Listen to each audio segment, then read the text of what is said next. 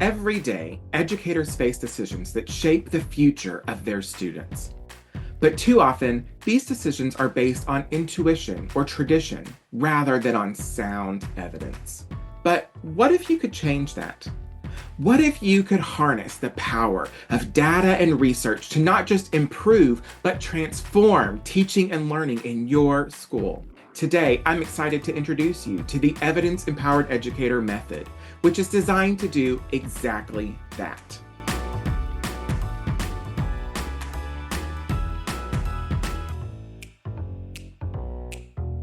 Hi, friends. I'm Matthew Courtney, and I've spent the last decade studying and implementing systems for evidence based decision making in education. And I've developed a deep understanding of how to make evidence based decision making happen in our schools. This journey has led me to the creation of the Evidence Empowered Educator method, and I'm so excited to teach it to you today. Let's start by gaining an understanding of what it means to be an evidence empowered educator. As our education systems evolve and change, relying solely on intuition and tradition isn't enough anymore. We need to transform our field by making decisions based on solid evidence that make a real impact. This is how education was always supposed to be. When our system was designed in the 1800s, there were two branches, practice and research. The way we wanted to do public education was new, and we needed a dedicated group of people to try to figure out how to do it right. This research was supposed to trickle down and inform classroom practices in a meaningful way, but that never really happened. Instead, the two parts of our field just grew further apart, and animosity and distrust grew on both sides of the aisle. It's 2025. It's time that we put that pettiness aside and fully incorporate these two parts of our field into one profession. That transformation is exactly what the E3 method facilitates.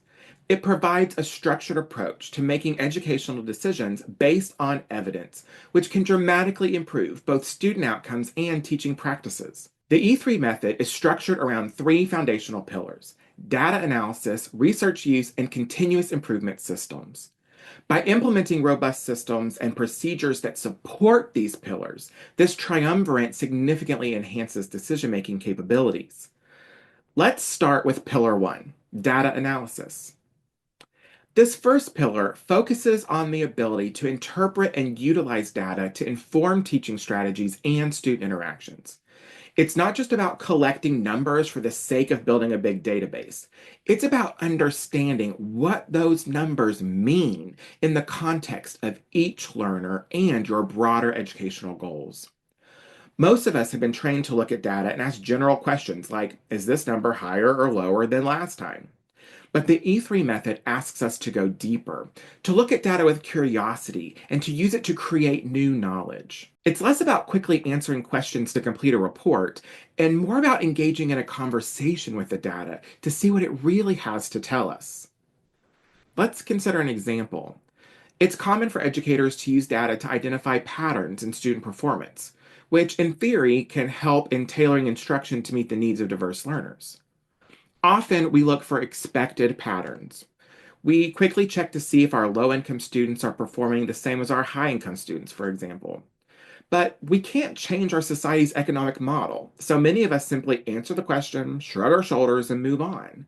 And that's because these quick checks miss the fullness of our students' experience. By expanding our definition of data and embracing deeper data analysis techniques, we can find new, subtler patterns that we might actually be able to do something about. Pillar 2 is research use. Research use involves staying current with the latest educational research and understanding how to critically evaluate and apply these findings in your specific context. It's about transforming insights from global educational studies into actionable strategies in your classroom or school. Your building isn't unique. Neither are the problems you're facing. We don't have to self discover new solutions every single time. Most of the time, solutions exist in the research literature. The E3 method encourages us to be better consumers of research, to take the data that we've collected and the problems or patterns it has unveiled to us, and then use the research to find context, solution, and sometimes solidarity as we seek to improve teaching and learning. By integrating research into daily practice, educators can adopt innovative teaching methods and interventions that have been proven to be effective through rigorous studies. Finally, the third pillar is continuous improvement systems. This pillar is about creating a structure of ongoing assessment and adaptation. It's about taking the evidence that informed your decision and building off of it, creating new evidence for the next educator to learn and grow from. It involves setting up systems that allow for regular feedback and adjustment, ensuring that teaching practices continuously evolve and improve based on evidence and outcomes. These systems can be simple, like regular reflection sessions or peer observations, or they can be much more robust, like plan, do, study, act cycles, Six Sigma protocols, or lean improvement theory. The goal is to establish a dynamic educational environment where continuous improvement is part of the everyday process and new knowledge is being created at every step. Then we start the whole thing over again by returning to our data and the research literature to further improve what we've already done. By weaving these pillars together, educators can make evidence-based decisions that not only improve immediate educational outcomes, but also contribute to long-term success.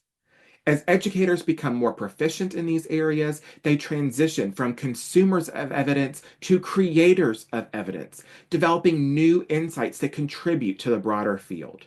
So, why is it called the Evidence Empowered Educator method? Because being an evidence empowered educator means being at the forefront of educational innovation and effectiveness. It means stepping out from the four cinder block walls of your classroom and into a broader community of improvers. It means that even if you are alone in your setting, you know that you stand on the shoulders of those who came before you, and through their collective knowledge and power, you can tackle anything that comes your way. As you implement the E3 method, you'll find that your approach to challenges becomes more analytical and also more creative. You'll not only see improvements in student performance, but also in your own professional satisfaction as you become more confident and capable in your role as an educator. If you're ready to become empowered, the first step is to dig into some of the other videos on this channel so that you can gain a deeper understanding of the pillars. While you're at it, don't forget to like and subscribe so you can be notified as new videos and announcements are released. Good luck on your journey, friends. I'll see you next time.